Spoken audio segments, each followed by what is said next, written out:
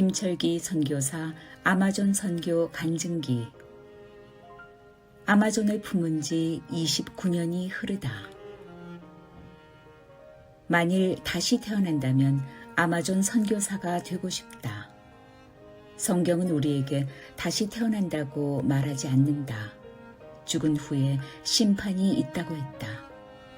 그래서 불가능한 이야기지만 가정하에 다시 태어난다면 내가 가장 좋아하는 곳, 살기 좋은 곳이 아닌 좋아하지 않는 곳, 살기 어려운 곳인 아마존의 선교사가 되고 싶다.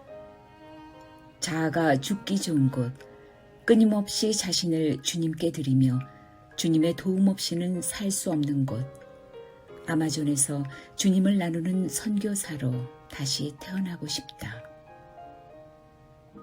오래전 1991년경 우리 내외는 두 아이와 함께 아마존에 왔다.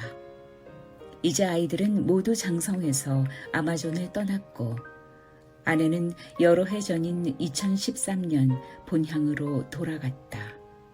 나만 이곳에 남았다. 나는 선교사가 되리라고 한 번도 생각해 본 적이 없다. 더욱이 아마존 선교사가 되어서 평생을 살아야 할 줄은 꿈에도 생각해 본 적이 없다. 그래서 선교사가 된 것이 전적인 하나님의 은혜라고 믿는다. 군대에 입대하기 전 미군 부대에서 카투사로 근무하면 영어를 익힐 수 있다고 들었다. 그래서 주님, 제가 군대에 입대하면 카투사로 근무하게 하여 주십시오 라고 기도했다. 그때 교제 중이던 현재 아내에게도 기도를 부탁했다. 그런데 실제로 군에 입대했을 때 카투사로 근무하게 됐다. 기도하고 잊어버렸는데 주님은 기억하시고 나를 카투사로 보내셨다. 이때 기도를 기억하시고 응답하시는 하나님을 경험했다. 3년간 카투사로 근무하면서 타문화권 선교 훈련을 받았다. 미국 군인들과 함께 생활하며 자연스럽게 영어를 배웠고 그들의 음식을 먹고 서구의 수평적인 문화를 경험했다. 후에 선교사가 되고 난 다음 주님께서 선교사를 훈련시키고자 이렇게 인도하셨음을 감사했다. 23살에 기독교로 개종한 아내 허운석 선교사는 필자와는 다른 믿음의 소유자였다. 결혼하고 아이들이 태어난 몇 년 후 허 선교사는 내게 이혼을 제안했다. 새벽 기도를 게을리한다는 이유로 헤어지자고 했다. 나는 이혼 위기 상황을 극복하기 위해 그해 1월 초 40일 금식 기도를 했다. 이 금식 기도로 여러 영적 경험을 갖게 되었다. 더불어 금식 기도가 끝나갈 즈음 마음에 이런 감동이 찾아왔다. 갈릴리와 나사렛의 가난을 배워라. 그리고 농촌에 목회자 없이 버려진 잃어버린 양떼를 돌보라. 금식 기도가 끝난 후 목회자 없이 비어있는 농촌교회를 찾아서 6년간 전도사로 단독 목회를 했다. 경북 금능군 부항면 월곡리 합동 부항중앙교회에서 주님은 우리에게 절대 필요한 선교 훈련을 시키셨다. 가난한 농촌교회 교인들을 섬기고 교제하며 나도 가난하게 살면서 가난한 이들을 부끄럽지 않게 돕는 법을 배웠다. 농촌교회 교인들과 말씀과 삶을 나누면서 우리는 농촌에서 평생을 보내는 것을 당연하게 여기게 되었다. 교인들과 함께 살다가 죽어서 양지 바른 산 언덕에 묻히면 그것이 영광이라고 생각했다. 신대원을 졸업하고 서울에서 목사고시를 준비했다. 그때 인도와 동남아시아로 선교 훈련을 다녀온 홍순범 목사를 만났다. 그는 끊임없이 인도의 비참한 모습과 그곳에 복음이 필요함을 이야기해줬다. 이야기를 듣다가 문득 질문을 던졌다. 함께 선교 훈련에 갔던 신학생들 중에서 몇 명이 인도 선교에 헌신했나요? 그의 대답은 의외였다. 아무도 갈 사람이 없다는 것이었다. 숙소로 돌아와서 홀로 누워 나 자신에게 질문을 던졌다. 인도에 선교사가 필요한데 아무도 가지 않는다면 나라도 가야 하지 않을까. 그러나 곧 왜 나인가. 말도 안 되는 소리. 나는 가난한 농촌에 가서 이렇게 고생을 했는데 선교사 가려고 준비하는 사람들 많은데 그들이 가야지. 그러나 내 자신에게 던지는 질문은 계속 이어졌다. 그렇게 밤을 하얗게 새우고 피곤에 지쳤다. 새벽녘, 주님, 제가 선교사 되는 것을 바라십니까? 그럼 되어드리겠습니다. 라고 마음으로 고백하고 잠이 들었다. 이 밤의 사건이 결국 인도에서 아마존으로 바뀌고 아내 허 선교사의 허락을 얻어내기까지 많은 과정이 있었다. 이윽고 1990년 가을 신촌 장로교회 창립 35주년 기념 선교사로 입양되어 세계 선교부 파송을 받아서 아마존에서 만 29년을 지내고 있다. 가장 아름다운 정원에서 마나우스에서 성 가브리에우로 가는 경 비행기에서 내려다 보이는 몽글몽글한 나무의 봉우리들로 이어지는 정글은 마치 녹색의 양탄자가 한도 끝도 없이 펼쳐진 모습이었다. 그 가운데로 여러 지류들이 흘러서 큰 강으로 합해지는 아마존 강이 흘러내리는 모습은 그야말로 장관이었다. 이 전경은 나를 압도하고 하나님의 높고 위대하심을 바라보며 전율하게 했다. 미국인들이 아마존에 붙인 이름 녹색의 지옥이라고 붙여진 아마존은 그야말로 아름다운 지옥이다. 1년 365일 계속하여 30도에서 40도를 오르내리는 적도의 강렬한 햇빛도 무섭지만 정글로 형성되어 있는 아마존은 자주 비가 내린다. 그래서 낮에는 습도가 80%, 저녁에는 90%까지 올라간다. 그러므로 집안 곳곳에 항상 곰팡이 꽃이 가득 피고 습도로 인해 몸은 지쳐간다. 매일 이른 아침부터 온몸을 물어대는 벌레들은 자주 인내의 한계를 경험하게 한다. 아주 이른 아침 1시간 동안 눈에 보이지 않는 메룽이라는 벌레가 물어댄다. 눈에 보이지 않아서 귓가에서 윙윙 소리를 내면 메룽이 주변에 있음을 안다. 물리면 많이 가렵다. 해가 뜨고 1시간 후부터는 삐용이라는 벌레와 무뚝가가 찾아온다. 삐용은 까맣고 아주 작은 벌레로 물리면 붉은 반점과 함께 부어오른다. 무뚝가는 청바지같이 두꺼운 천이 아니면 옷을 뚫고 들어온다. 무뚝가는 물리면 큰 상처가 난다. 풀밭에서 기생하는 묵궁이라는 눈에 보이지 않는 독충은 녀석은 신발을 타고 올라와 가장 부드러운 피부라고 할 수 있는 사타구니에서 일주일간 기생한다. 묵궁이가 기생하면 붉은 반점이 생기고 가려움이 극심해서 피가 나도록 긁어도 가려움은 사그라들지 않는다. 그러다가 해질 무렵엔 메롱이가 다시 나타난다. 그리고 해가 지고 저녁이 되면 여러 종류의 모기들이 나타나서 물어대기 시작한다. 여러 종류의 말라리아, 댕기열 등 갖가지 질병을 옮기는 모기들이다. 그 외에도 수많은 도깨미들, 거미들, 벌들이 기생한다.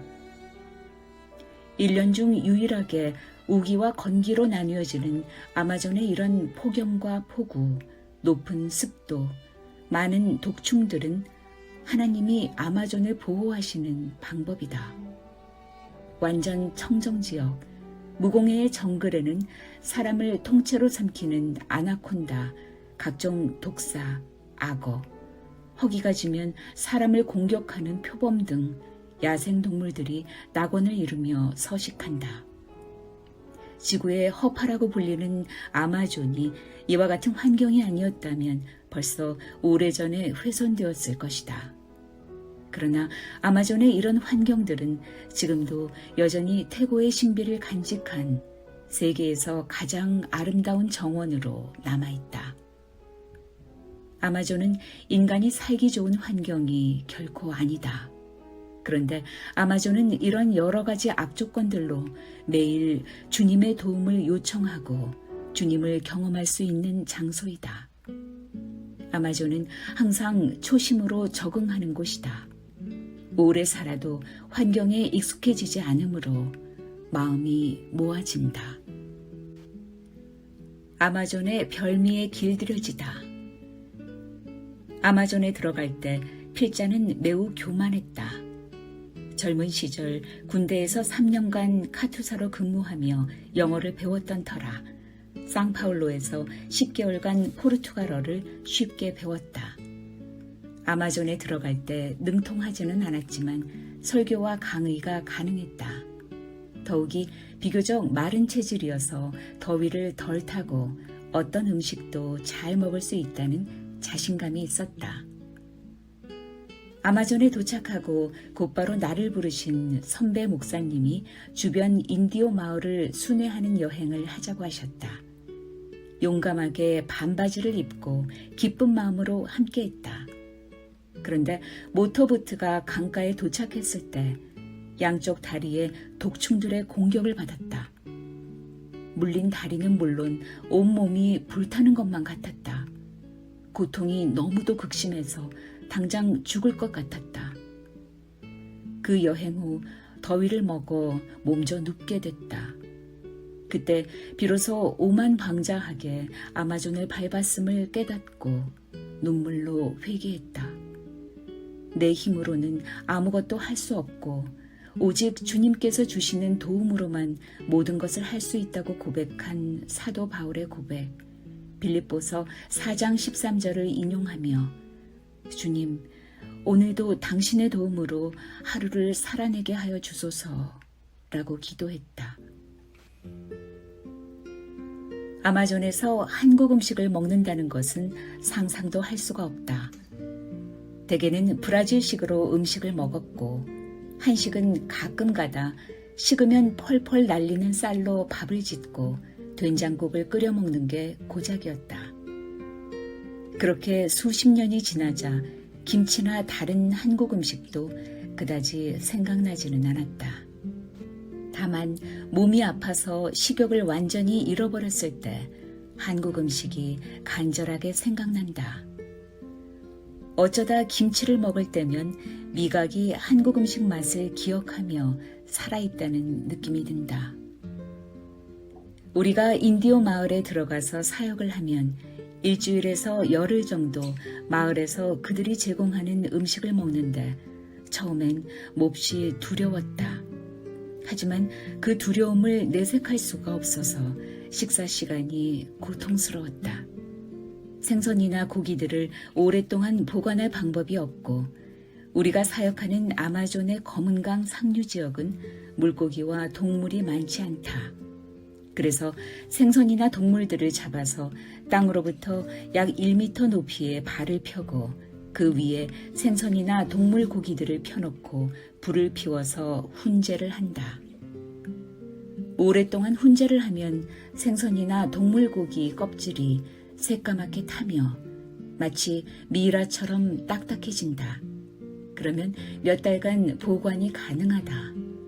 그렇게 훈제한 생선이나 고기로 음식을 만들려면 불에 탄 부분을 벗기고 물에 담궈서 약간 불린 후에 물을 많이 넣고 고추나 개미 양념장을 소재로 탕을 끓인다.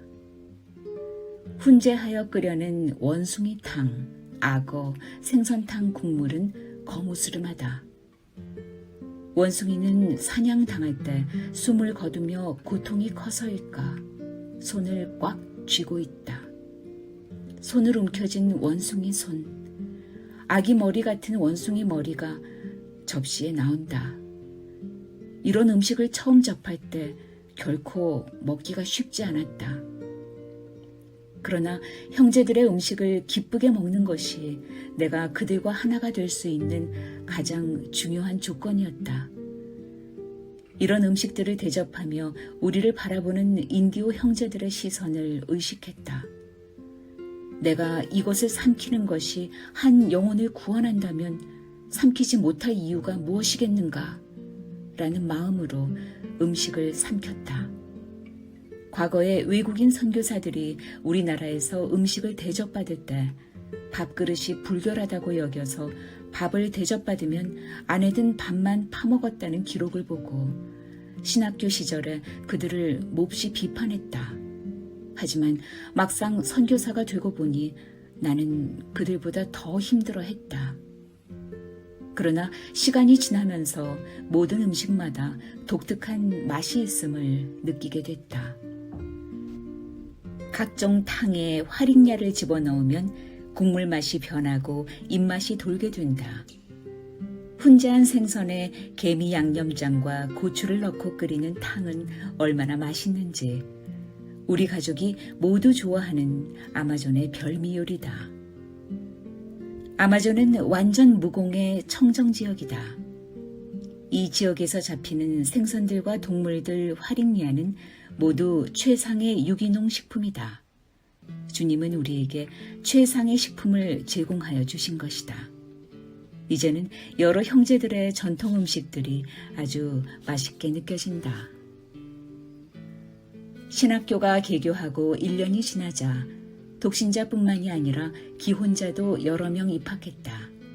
그중 한 명이 가족을 신학교에 데려오고 싶다고 했다. 남편이 없이 홀로 있는 아내가 안전하지 못하기 때문이라고 했다.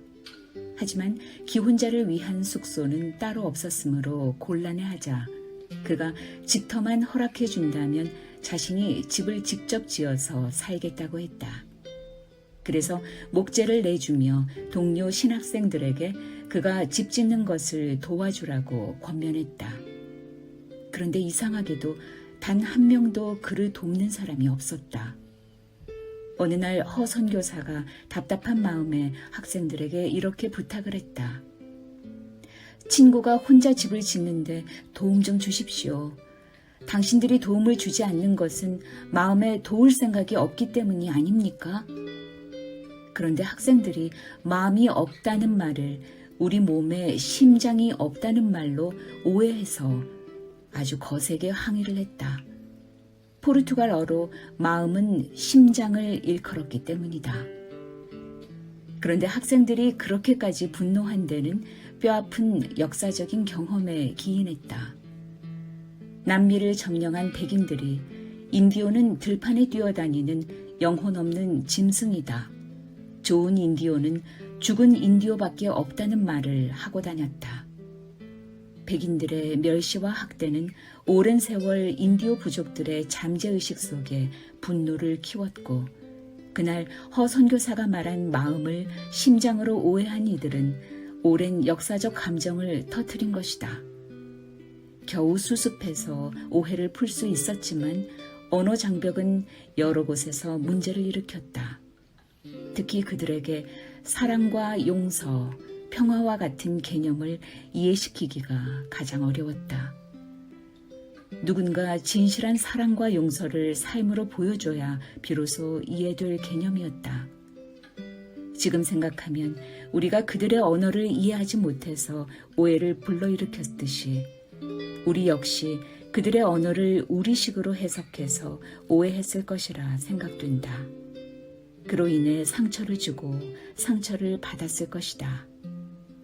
돌이켜 생각하면 많이 미안하고 부끄럽다. 겸손히 기도하며 매일 주님의 도움을 구하며 살고 있다.